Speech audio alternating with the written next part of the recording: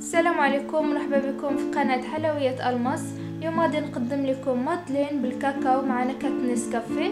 كتجي منفوخة رائعة في المنظر واكيد لذيذة في المذاق. نتمنى تعجبكم، وإلا ما تنسوش تشتركوا في القناة إلا عجبكم الفيديو وتفعلوا زر الجرس باش يوصل لكم جديد الوصفات وفرجة ممتعة.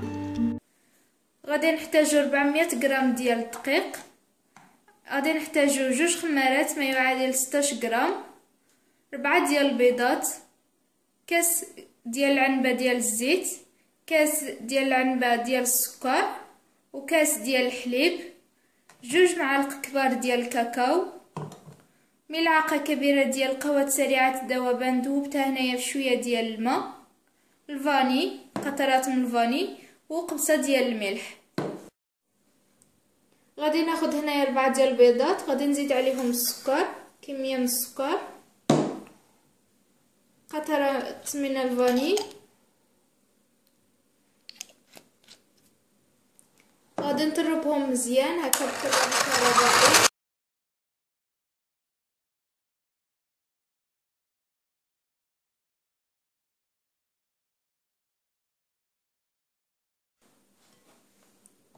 غادي ناخد دابا الزيت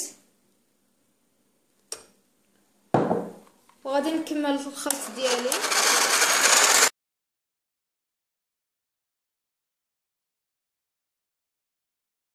بعد ما خلطت مزيان دابا غادي نضيف هنايا الحليب على الخليط ديالي، ونضيف ايضا قهوه سريعه الذوبان، ونزيد نخلط.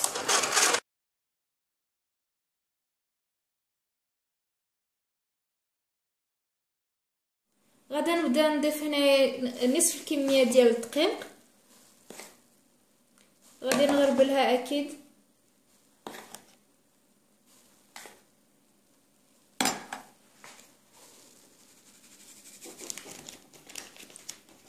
وغادي ناخذ الخميره الكيماويه ديالي حتى هي نغربلها هكا،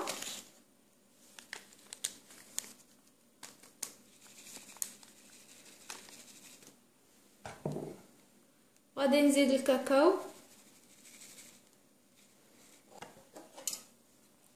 وغادي نبدا نخلط مزيان بهذه الطريقه.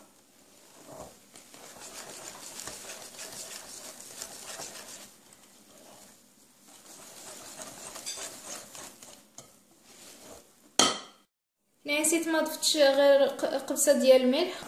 غادي نضيف الكميه المتبقيه من الدقيق،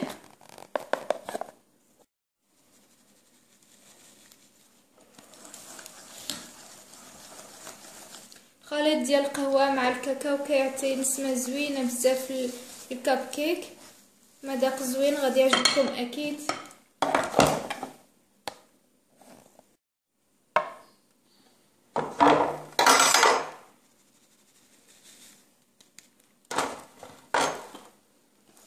غادي نكمل الخلط.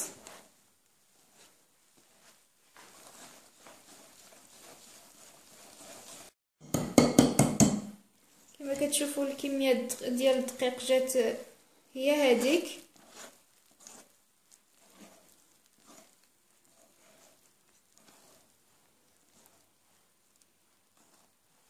كما كتشوفوا القوام ديالو.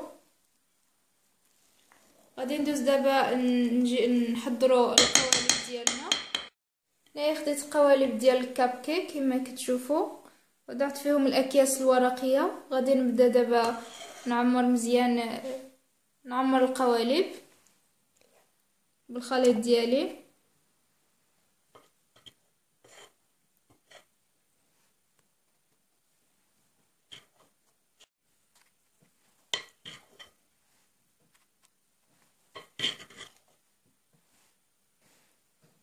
كنستمروا بهذه الطريقه حتى كنساليو، كنعمروا ثلاثه ارباع ديال الكيس. كنستمروا بهذه الطريقه، وفي نفس الوقت الفرن شاعل على 180 درجه. غادي نكمل بهذه الطريقه وندوز ندخلهم الفران حتى يطيبوا وندوزو نشوفو الشكل النهائي.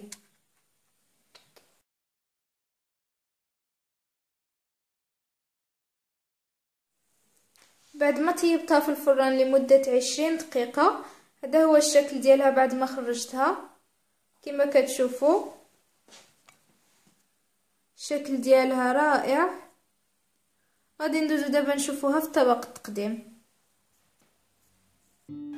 اذا ها هي المادلين ديالنا كيفاش كتجي، المذاق ديالها رائع. اكيد غادي تعجبكم الا جربتوها.